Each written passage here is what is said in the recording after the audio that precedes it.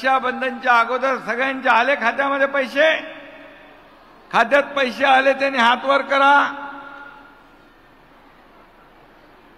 आता तुम्हाला सांगतो, ज्यांच्या खात्यात पैसे आले नाही त्याचा 30 सप्टेंबर पर्यंत, ज्यांच्या खात्यात पैसे आले नाही त्याचा 30 सप्टेंबर पर्यंत आणखी आपण मुदत वाढवली आहे आणि तोपर्यंत आपल्याला अर्ज भरण्याची मुभा.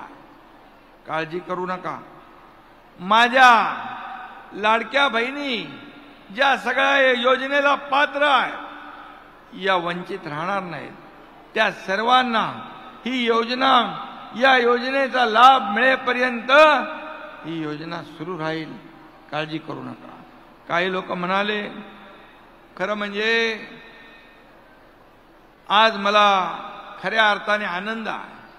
तुमच्या चेहऱ्यावरचा आनंद, तुमच्या चेहऱ्यावरचे भाव, तुमच्या चेहऱ्यावरच्या भावना हेच माझं टॉनिक आहे. आणि मग मी किती काम केलं, 24 तासातले 18 तास, 20 तास, 22 तास काम करून सुद्धा सगळ्या माझ्या लाडक्या बहिणी, इकडे लाडके भाऊ पण आहेत, आणि गर्दी पाहिली की मला ऊर्जा आणि प्रेरणा येते. काम करण्याचा उत्साह माझा डबल होऊन जातो. हेच माझं खऱ्या अर्थाने ऊर्जा आणि टॉनिक आहे. आणि म्हणून मी आपल्याला एवढंच सांगतो, तुम्ही या लाडक्या भावांच्या पाठीशी अशाच खंबीरपणे उभ्या राहा. बिलकुल टेन्शन घेऊ नका. सगळ्या लाडक्या बहिणींची साथ देणारा हा एकनाथ आहे, हे देखील मी या ठिकाणी सांगू इच्छितो. यापुढे दर महिन्याला तुम्हाला 1,500 रुपये मिळणार म्हणजे मिळणार.